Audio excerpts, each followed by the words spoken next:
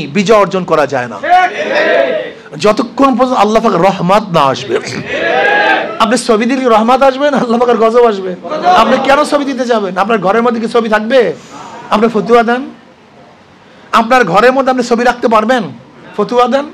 মসজিদের মধ্যে ছবি রাখতে পারবেন? ফতুয়া দেন।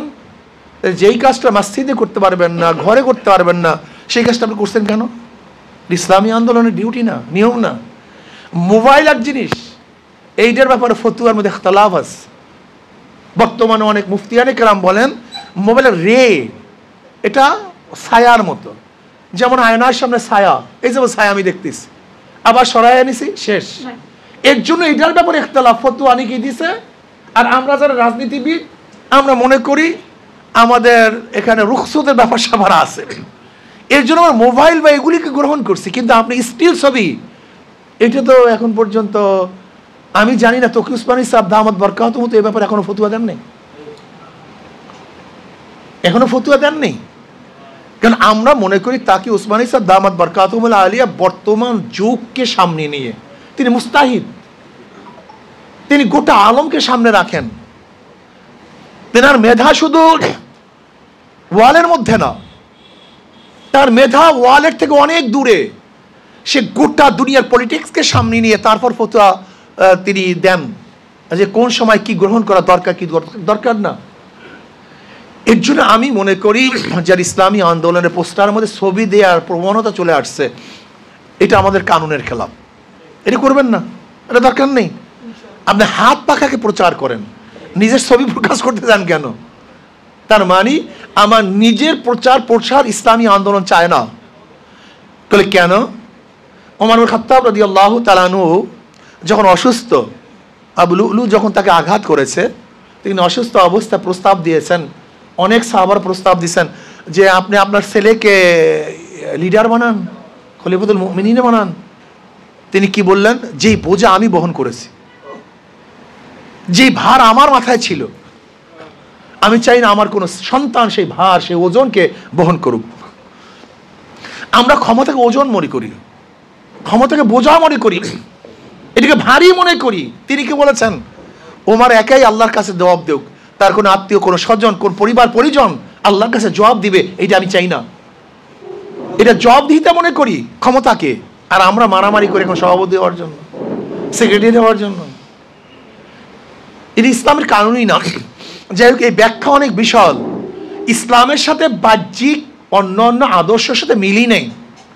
আমরা তো ক্ষমতা জিতেই চাই না, আমি তো লিডার হতেই চাই না, কিন্তু জনগণ যখন প্রয়োজন মনে করে তখন প্রয়োজনের ক্ষেত্রে আমি আসি।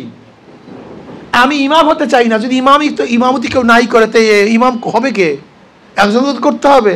কিন্তু আমি চাই না যখন মুক্তাদিরা, মুসল্লিরা বলে আপনি যান, তখন তাদের প্রয়োজনে আমি যাই। পার্থক্য করে বুঝাতে পারছি তো? একটা নিজে যাওয়া আর জনগণের প্রয়োজনে যাওয়া দুইটা এক জিনিস না। যখন আপনি নিজে যাবেন তখন আপনি হবেন জালেম, অত্যাচারী। আর যখন জনগণের জন্য যাবেন তখন আপনি হবেন খাদেম, সেবক। এই দুই মধ্যে হাজার হাজার পার্থক্য আছে।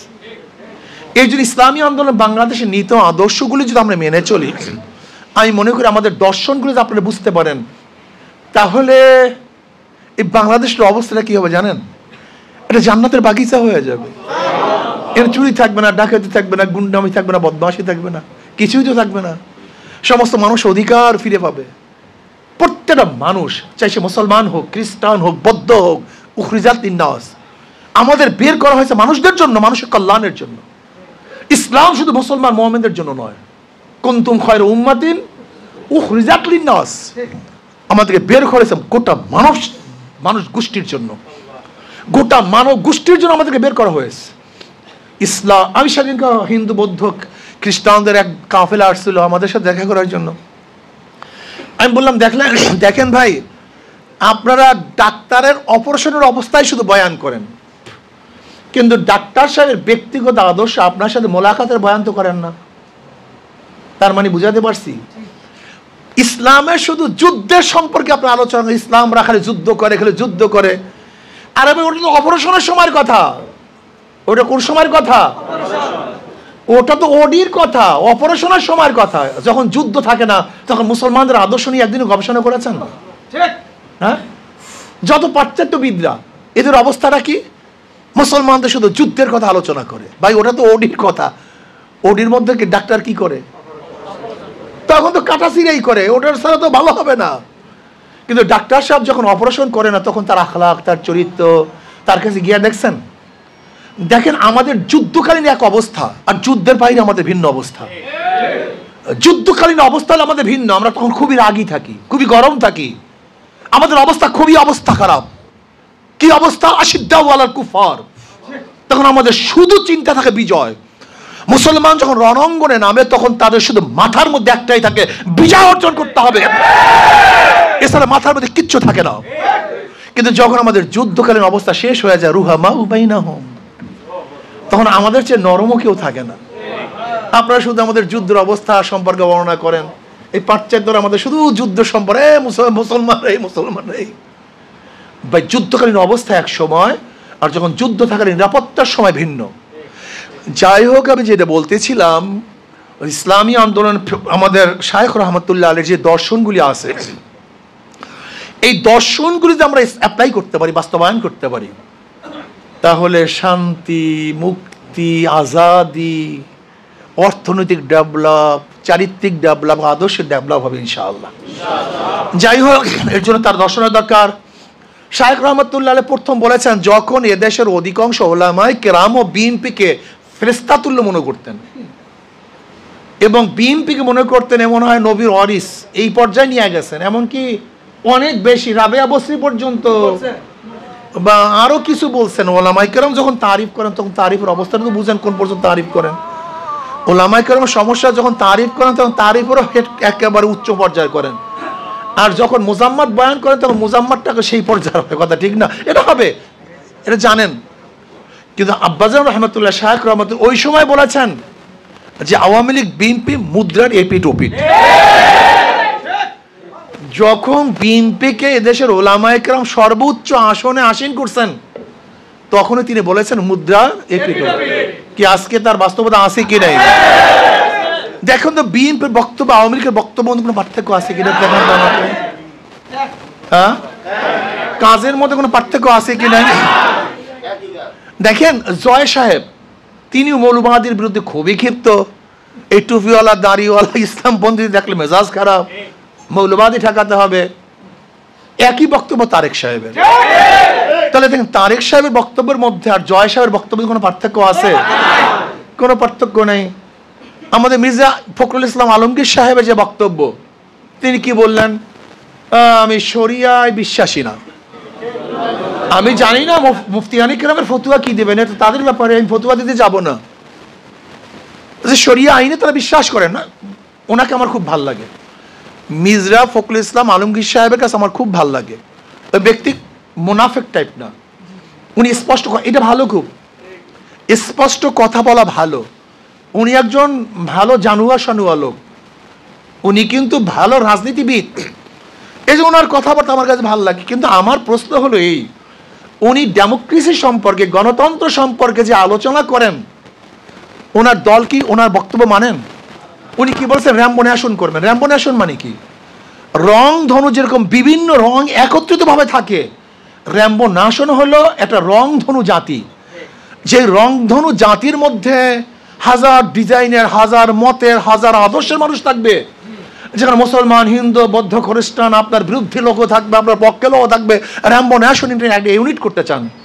তা আমি প্রশ্ন করতে চাই, আপনি করবেন র্যাম্বো ন্যাশন করবেন, অথচ আপনার দলের লোক যদি আপনার বিরুদ্ধে কথা বলে তাদের ঠুটলি চেপে ধরবেন, জিব্রা কেটে দেবেন, এটা কি র্যাম্বো ন্যাশন হয়? এটা কি ডেমোক্রেসি হয়? তার বক্তব্য এক ডিজাইনের, তার কর্মীদের কাজ আর এক ডিজাইনের। তার নেতারা কি বলে যে কেউ যদি অন্য মার্কায় ভোট দেয় তাহলে বিএনপির কর্মীরা মনে হয় ঠ্যাং নিয়ে আর বাড়িতে যেতে দেবেন। এটা কোনো বক্তব্য হয় নাকি? এটা বক্তব্য হয়?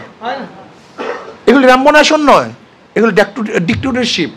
এটা হলো চরমপন্থা, এটা সন্ত্রাসবাদ হয়, একনাথতন্ত্র হয়, এটা বাকশাল হয়। যেরকম জিয়াউর রহমান সাহেব সর্বদলীয় গণতন্ত্র করেছেন, আর শেখ সাহেব করেছেন বাকশাল, আজকে আপনারাও সেই বাকশালের দিকে যাচ্ছেন, একই, কাউকে রাখতে দেবেন না, কাউকে ঢুকতে দেবেন না, কাউকে ভোট করতে দেবেন না। এটা বাকশালী কথা, এটা ডেমোক্রেসির কথা না। বিএনপি ওয়ালারাও চাঁদা তুলে, আওয়ামী লীগেরাও চাঁদা তুলে, শুধু হাতের পরিবর্তন হয়েছে, চাঁদার পরিবর্তন হয়নি। বিএনপি ওয়ালারাও দেখছি খুন করতেছে, আওয়ামী লীগেরাও খুন করছে, নাকি করে নেই ভাই? কেমন খুনাখুনি চলতেছে বর্তমান। বিএনপি নিজেদের মধ্যে নিজেদের প্রায় খুনের সংখ্যা কম বেশি 200-র মতো, কম বেশি হতে পারে। নিজেদের মধ্যে শুধু খুনাখুনি। আমরা দেখেছি আওয়ামী লীগের আমলে মদের বার থেকে আওয়ামী লীগের লোককে ধরা হয়েছে। এখন কি দেখি মদের বান নিয়ে বিএনপির মধ্যে খুনাখুনি হয়ে গেছে।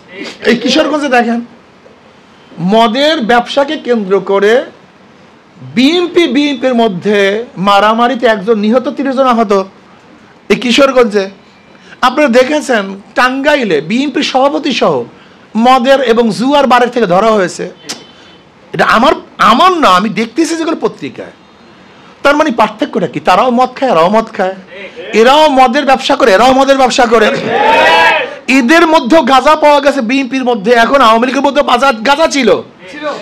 আমি দেখতেছি বিএনপির লোকজন ইয়াবা ব্যবসায় ধরা পড়ছে, আবার দেখছি আওয়ামী লীগের লোকজনও ধরা পড়ছে। আমাকে পার্থক্যটা দেখান। এরাও দখল করে, এরাও দখল করে।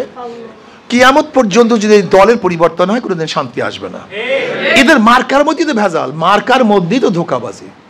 যারা নৌকা নিয়ে নির্বাচন করে নৌকা চালাতে পারে না, যারা ধানের শেষে নির্বাচন করে নিজেরা ধান কাটতে পারে না, যারা নাঙ্গল নিয়ে নির্বাচন করে নাঙ্গল চালাতে পারে না, যারা কুঠার নিয়ে নির্বাচন করে নিজেরা লাকড়ি ফাটতে পারে না, যারা গরুর চাকা নিয়ে নির্বাচন করে নিজেরা গরুর গাড়ি চালাতে পারে না, সমস্ত মার্কাগুলি গরিবদের। কিন্তু যারা নির্বাচন করে একজনও গরিব না। নৌকা চালায় কারা?